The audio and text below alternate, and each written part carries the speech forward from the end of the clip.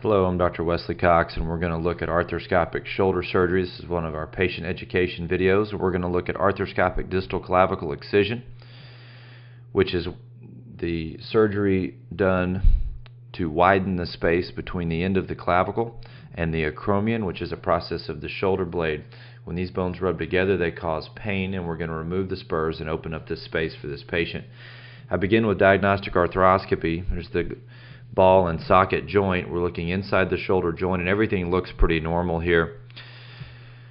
I'm going to insert a small probe to evaluate the rotator cuff, and some of this portion of the procedure can be seen on our other videos, but we're going to take a quick look at the joint here and make sure that everything looks okay, and in this patient, fortunately, it does. This is the rotator cuff attaching here, and that looks normal. And so we're out of the joint now, and we're above the rotator cuff. The bone which I'm working on there is the acromion. That's the undersurface of the acromion. It's the roof that lies over top the rotator cuff. And so what we're doing here is we're using these instruments to clear the view here so that we can clearly identify the margins of the bone that overlies the rotator cuff, and so that we can take a close look at the rotator cuff itself and make sure that there's no other problems or tears, for example, that require treatment. So this is the rotator cuff below us, and I'm using this shaver to trim off some of this bursa type tissue which is lying over the top of it. And then I'm going to put a small needle, which looks large because it's everything so magnified here, but I put a small needle to make sure that we're going to be in the right spot.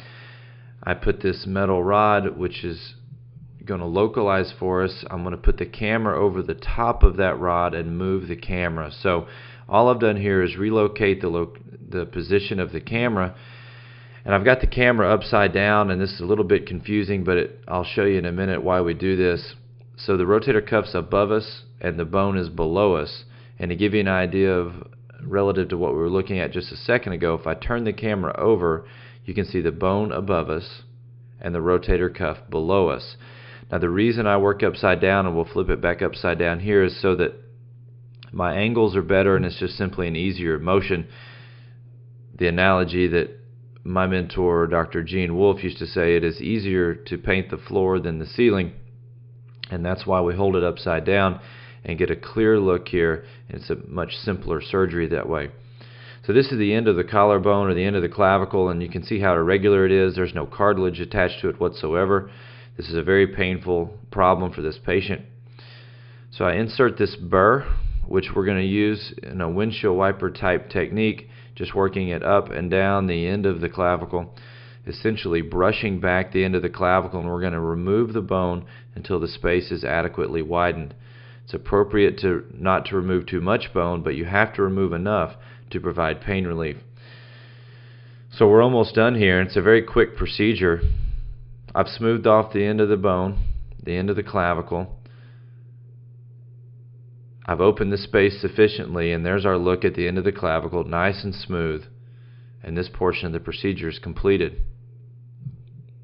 The space is widened out, and these bones are no longer in contact. Now before we take the camera out, I'm going to take a quick look here, remove a little bit more bursal tissue, make sure that our rotator cuff looks good, and indeed it does. There's no other pathology or problems requiring treatment on the rotator cuff.